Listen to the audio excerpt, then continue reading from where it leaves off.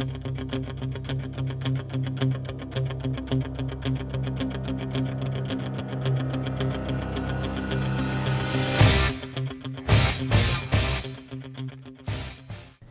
to Eye on the Tigers News. I'm Ashley Clement. Thanks for joining us today for the news we've been watching for you. President Donald Trump is denying his White House is chaotic, but says more staff will leave as he seeks perfection. Trump tweeted Tuesday, quote, The new fake news narrative is that there is chaos in the White House. Wrong. People will always come and go, and I want strong dialogue before making a final decision, end quote. Trump says, I still have some people that I want to change, always seeking perfection.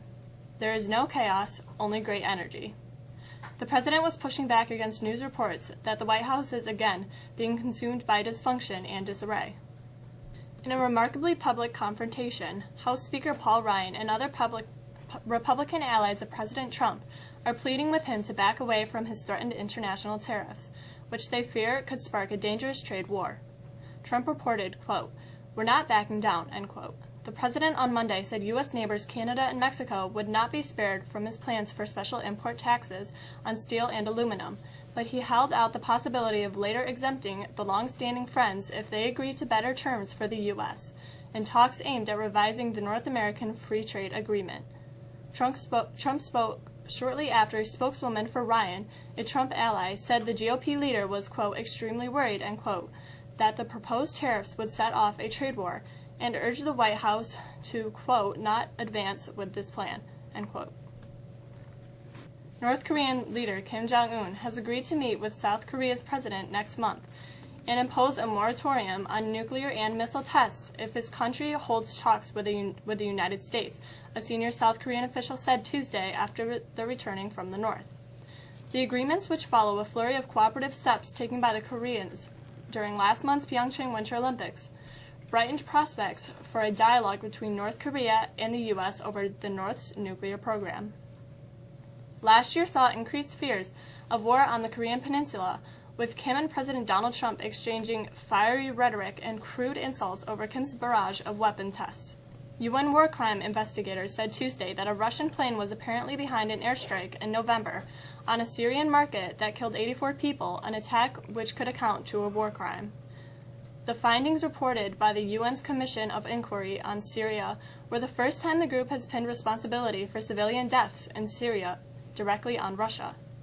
In the same report, the Commission of the Inquiry said the U.S.-led coalition in the war against the Islamic State group failed to properly vet the target of a March 20th, 2017 air raid that killed 150 civilians sheltering in a school in northern Syria.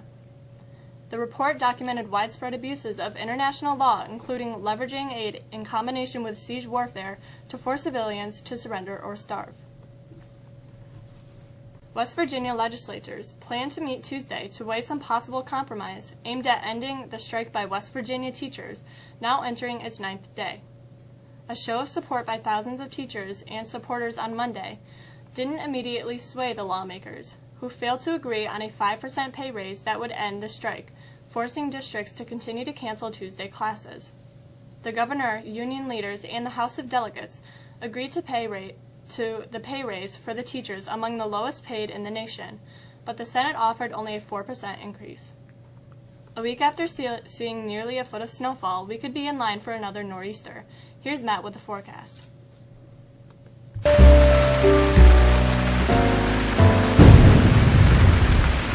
We're quiet today with some filtered sunshine and some highs near 40s this afternoon, but we'll transition into some rain and wet snow showers overnight. Another weather system heads close to us on Wednesday evening. The nor'easter is expected to bring some heavy, wet snow well to the east of our area. A foot of snow should fall from Otsego County to the Albany area, with higher amounts in New England. We're on the outer edges and should only expect an inch here and there. Some lake-enhanced snow showers come in on Thursday, which could bring it in up to 3 inches.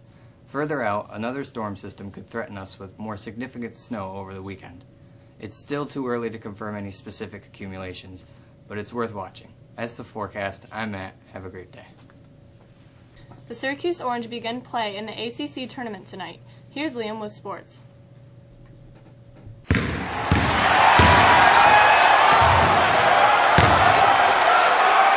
To get to the bubble, the Orange will need a first-round win against Wake Forest, a team the Orange split with during the regular season, each team winning at home. The game tips off at 7 p.m. and is on ESPNU. The winner will play North Carolina on Wednesday at 9 p.m. The Cavaliers are a unanimous number 1 team in the latest Top 25 poll, are also the top seed in the ACC tournament after running away with the conference by 4 games and coming a couple of points short in the perfect league record. Coach Tony Bennett's team enters the tournament looking to win it for the second time in 5 seasons, and with an NCAA number 1 seed all but locked up. Virginia, 2nd seed, Duke, 3rd seed, Miami, 4th seed, Clemson don't play until Brooklyn until Thursday, having earned a double bye. Duke is also a contender for the number 1 seed in the NCAAs. The Blue Devils remained at number 5 in the poll. Also locally, the Lemoyne College men's basketball team claimed its conference championship last Saturday, and in doing so, clinched a number 1 seed in the East region of the NCAA tournament, starting this Saturday. The Dolphins will need to face number 8 seed Jefferson Saturday at 5 p.m. This is the second straight year Lemoyne has earned the number 1 seed. Houston Texans owner Bob McNair made news last fall for having said of NFL players who protested racial injustice during the national anthem, "We can't have the inmates running the prison." More recently, a reporter claimed that under the direction of McNair, the Texans are intent on avoiding any free agents who have staged such demonstrations.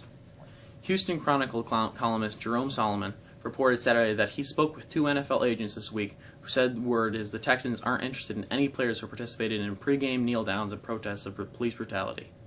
With the NFL's free agent period opening next week, the Chronicle's report could potentially damage the team's reputation, even among players who did not stage protests, but who sympathize with those who did. That's a quick look at sports. I'm Liam. Have a great day. Kick off your Sunday blues and see Footloose this weekend as Mexico Drama raises the curtains on Thursday, Friday, and Saturday starting at 7 p.m. in the high school auditorium. The French Honor Society is pleased to sponsor their annual Mardi Gras Magic event, due to take place on Tuesday, March 13th from 6 to 7:30 in the main foyer of the high school. Entrance fee is $2. Proceeds will go to the United Friends of Homeless Animals. Starting on Monday, students may stop into the cafeteria and pick up a snack. Snack of the day will be offered along with a milk free of charge. Please see Mrs. Langer or Sadie to sign in. That's about it for us today. Thanks for joining us again. I'm Ashley Clement. Look for us again on Thursday.